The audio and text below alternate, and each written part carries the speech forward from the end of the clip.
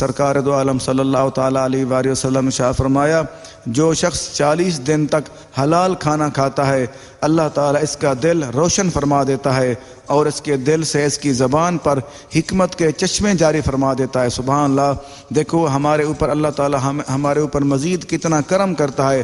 اگر صرف ہم 40 دن مسلسل جو بھی شخص 40 دن مسلسل خود حلال کھاتا ہے اور اپنے بچوں کو حلال کھلاتا ہے، اگر خود حلال کھاتا ہے تو اس کے کیا ہوتا ہے؟ اس کا دل روشن ہو جاتا ہے، اس کو ساری چیزیں، اس کا مطلب یہ بنتا ہے کہ اس کی اللہ تعالیٰ کی طرف مزید رجوع کرتا ہے اور اس کو ساری چیزیں نظر آنا شروع ہو جاتی ہیں اور اللہ تعالیٰ کا اس کو قرب بھی مل جاتا ہے، کیونکہ جس کا دل روشن ہوتا ہے اس کو ساری چیزیں، اس کو ساری منزلیں نظر آ رہی ہوتی ہیں، اللہ تعالیٰ کی بارگاہ اس کی زیارت بھی کر سکتا ہے دل سے۔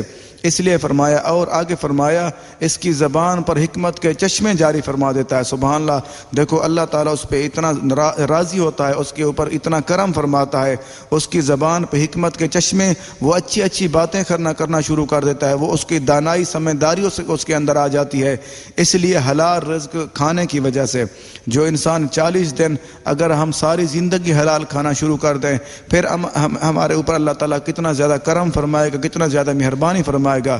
یہ اتحاف السعادت، کتاب حلال والحرام، حدیث نمبر 450۔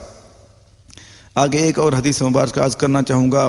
حضرت سیدنا سعد بن ابی وقاص رضی اللہ عنہ بارگاہ رسالت صلی اللہ علیہ وسلم میں گزارش کی کہ آپ صلی اللہ علیہ وسلم بارگاہ الہی میں دعا فرمائیں، تو حضرت سعد بن ابی وقاص رضی اللہ عنہ نے جا کر عرض کی کہ یا رسول اللہ صلی اللہ علیہ وسلم میرے لیے دعا فرمائیں کہ اللہ تعالیٰ مجھے مستجاب الدعوات بنا دے، یعنی کہ میری دعائیں قبول ہوں، مجھے ایسا بنا دے۔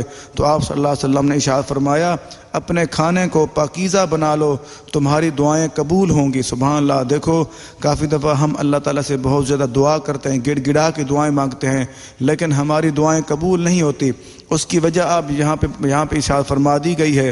ہمارے پیارے نبی کریم صلی اللہ علیہ وسلم نے ہمیں واضح فرما دیا ہے، جس کی دعائیں قبول نہیں ہوتی اس کا مطلب یہ ہے کہ کیونکہ اس کا کھانا حلال نہیں ہے، وہ حلال روزگار نہیں کماتا، وہ حرام کھاتا ہے خود، اس لیے اس کی دعائیں قبول نہیں ہوتی۔ آج ہمیں اس بات کی سمجھ آ گئی ہے، اگر ہماری کبھی دعائیں قبول نہیں ہو رہی، پھر ہم روزگار حلال نہیں کھا رہے، اگر ہم حلال کھائیں گے تو ہماری دعائیں بھی قبول ہوں گی۔ یہ المعجم الاوسط، حدیث نمبر 6495۔